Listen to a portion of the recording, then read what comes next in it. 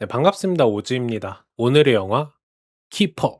여러분은 여름 하면 어떤 장르가 떠오르시나요? 예전에 TV에서는 남량 특집도 할 정도로 여름 하면 공포가 딱 떠오르는데 올해에는 특히나 독특한 공포 영화들이 많이 개봉한 것 같아요. 기억나는 것만 프라이메이트, 살목지, 또 리크로닌의 미이라, 백룸, 또 개봉을 준비하고 있는 화제작들도 많잖아요. 당장의 호컴부터 옵세션까지. 제가 생각할 때 공포 영화가 상대적으로 적은 예산으로도 감독 본인의 스타일과 연출을 뽐낼 수 있는 장르라고 생각하거든요. 물론 그만큼 고점과 저점의 차이도 심하기는 한데 어쨌든 전 이 장르만의 독특한 재미를 좋아합니다. 그리고 이 키퍼를 연출했던 오즈 퍼킨스 감독은 2024년에 개봉한 롱레그스로 처음 알게 됐는데 이 영화는 니콜라스 케이지의 연기 변신으로 입소문에 오르긴 했지만 본인만의 스타일이 뚜렷한 연출도 인상적이긴 했거든요. 감독이 호러의 진심인 편인 것 같아서 이번 키퍼에서는 어떤 모습을 보여줄지 궁금했습니다. 그럼 줄거리부터 간략하게 소개해 드릴게요. 멜컴과 그의 연인인 리즈는 도시를 떠나서 시골의 한적한 산장으로 오게 되는데요.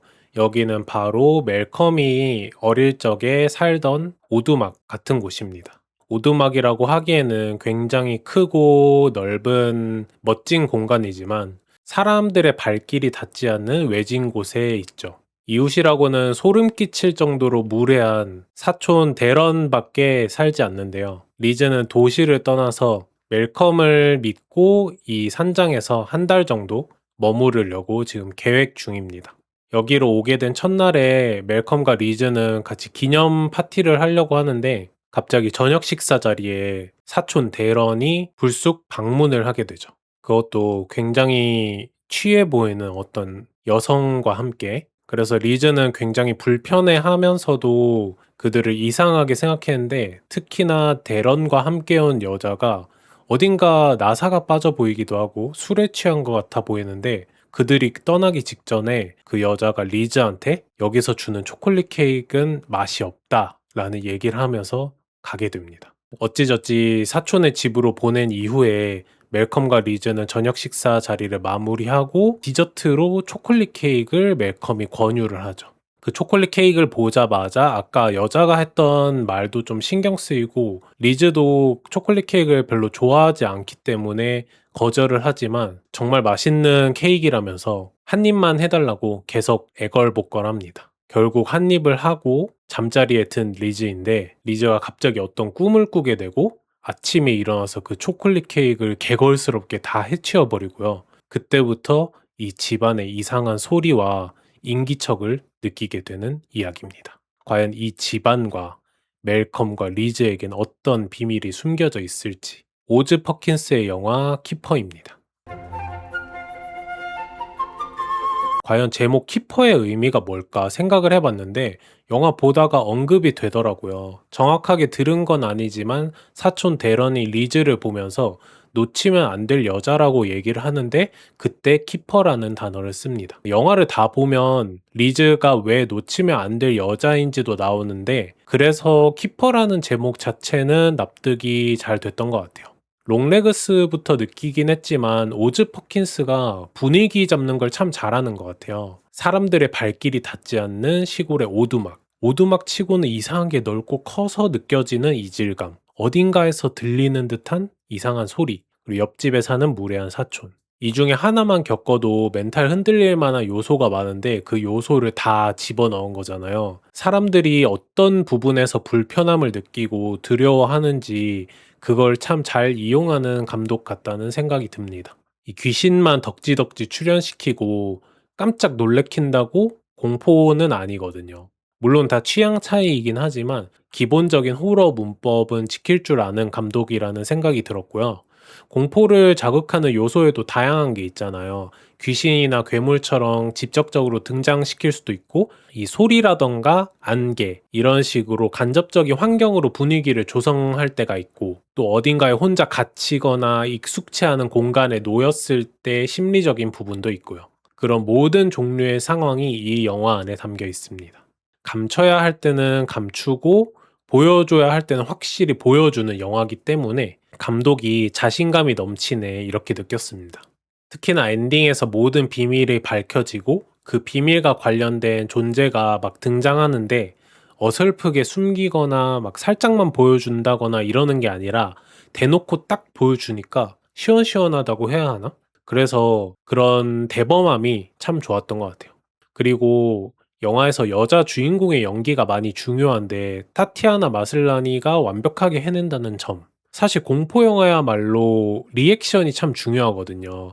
의심하는 표정, 뭔가 상황에 불편해하고, 뭔가 딱 봤을 때 깜짝 놀래고, 진실이 밝혀졌을 때 그 반응. 사실 영화가 조금 허무한 면도 있고 단순한 느낌이 있는데 멜컴을 연기한 로지프 서덜랜드도 좋았지만 타티아나 마슬라니 덕분에 정말 몰입해서 본 것 같고요. 특히나 마지막에 광기 어린 모습까지도 보여주는데 다 보면 정말 이 배우 없었으면 안 되겠다 싶었습니다. 공포 영화로서 만족할 부분이 많은데 조금 아쉬운 면도 있었던 것 같아요.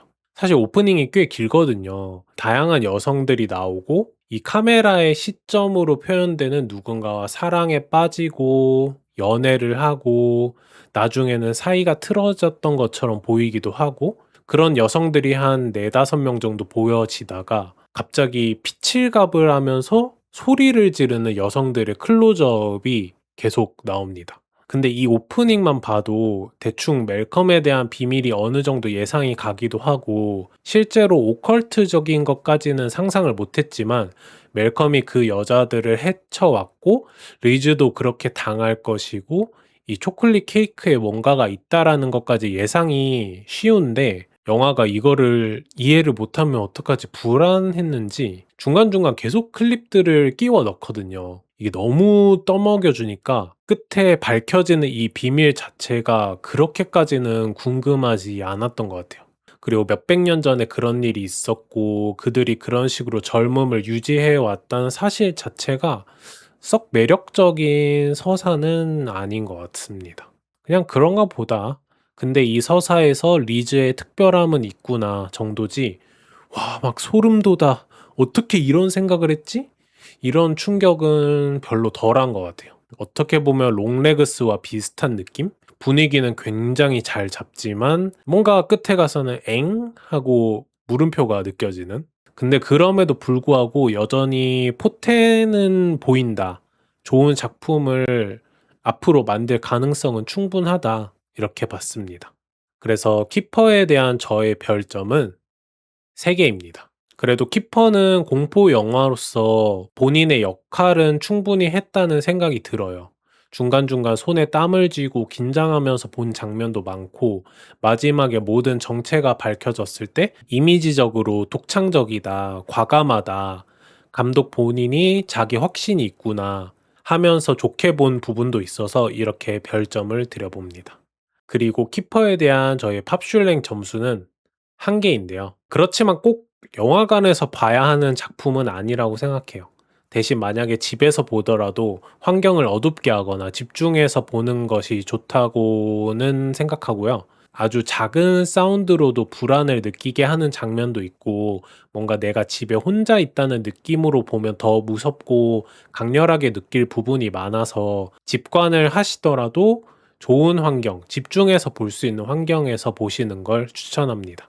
여러분은 어떻게 보셨을지 궁금해요. 요즘 공포 영화들이 유행을 많이 하기도 하고 개봉도 많고 또 오즈 퍼킨스와 더불어 백룸의 케인 파슨스, 호컴의 다미안 메카시, 옵세션의 커리 마커 등 젊고 신선한 감독들이 데뷔도 하고 작품도 내는 중이라 이런 쪽으로 취향이신 분들이 눈여겨보고 좋아하실 거라고 생각합니다. 호러 장르가 원래 매니아가 많잖아요. 그래서 매니아들의 시선도 궁금하고요. 댓글로 많은 감상 부탁드립니다. 오늘 키퍼 리뷰는 여기서 마무리하도록 하고요. 다음에는 더 재밌는 영화로 돌아오도록 하겠습니다. 그럼 안녕. 빰빠라밤.